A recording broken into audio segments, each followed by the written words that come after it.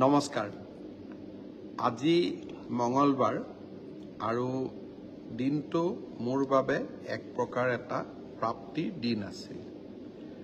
আমাৰ সকলোৰে মনত আছে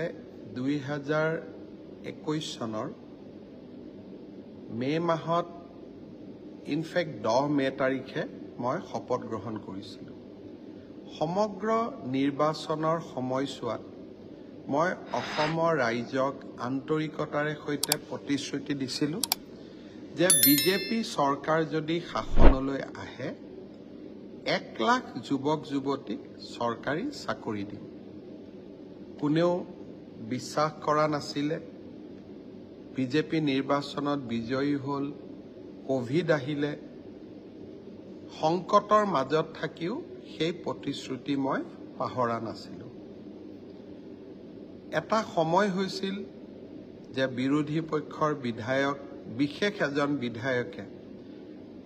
1 লাখ চাকৰি আমি দিব নোৱাৰিম বুলি ভাবিয়ে মাজে মাজে এনেকুৱাও কথা কৈছিল যে আমি এতিয়া আন্দোলন কৰিম 1 লাখ চাকৰি চৰকাৰে কিয় দিয়া নাই ভাল কথা চৰকাৰে কিবা কাম প্ৰতিশ্ৰুতি মতে নকৰিলে আন্দোলন হ'ব লাগে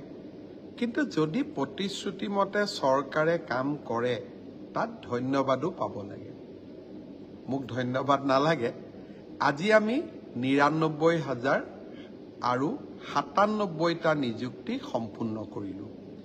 পিডব্লিউডি ৰোডছ আৰু বিল্ডিং ডিপাৰ্টমেণ্টত আজি আমি ৬০০ জনতকৈ অধিক জুনিয়ৰ ইঞ্জিনিয়াৰক নিযুক্তি দিলো আৰু ৮১২ গৰাকী নাৰ্ছক নগাঁও কোকৰাঝাৰ নলবাৰী আৰু তিনিচুকীয়া মেডিকেল কলেজত আমি নিযুক্তি দিলো চাওঁতে নিযুক্তি আজি 1 লাখতকৈ 3টা কম মই নিশ্চিত যে এই মাহত নহলে অহা মাহত আমি 1 লাখ নিযুক্তি সম্পূৰ্ণ কৰিম অসমত ইয়াৰ আগতে কোনো এখন চৰকাৰ নাছিলে যিখন চৰকাৰে নিজৰ কাৰ্যকালৰ প্ৰথমটো 3.5টা বছৰত 1 লাখ নিযুক্তি সম্পূৰ্ণ কৰিছিলে এটাও হাইকোৰ্ট হোৱা নাই দুৰ্নীতিৰ অভিযোগ অহা নাই আৰু অসমৰ দুখীয়া আৰু মধ্যবিত্ত শ্ৰেণীৰ লোকে চৰকাৰী চাকৰি প্ৰথমবাৰৰ বাবে পাবলৈ সক্ষম হৈছে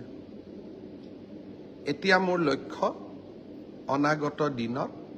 আৰু ৫০,০০০ নিযুক্তি সম্পূৰ্ণ কৰিব পাৰো নেকি চেষ্টা অব্যাহত থাকিব মই মোৰ কাম কৰি গৈ থাকিম আজি মই দুটা বিশেষ ঘোষণা কৰিছিলোঁ যি দুটা আপোনালোকৰ আগত মই শ্বেয়াৰ কৰিব খুজিছো প্ৰথমটো হ'ল আমি নিযুক্তিত স্বচ্ছতা আনিলো ট্ৰেন্সফাৰ পোষ্টিঙতো আমি স্বচ্ছতা আনিব পাৰো নেকি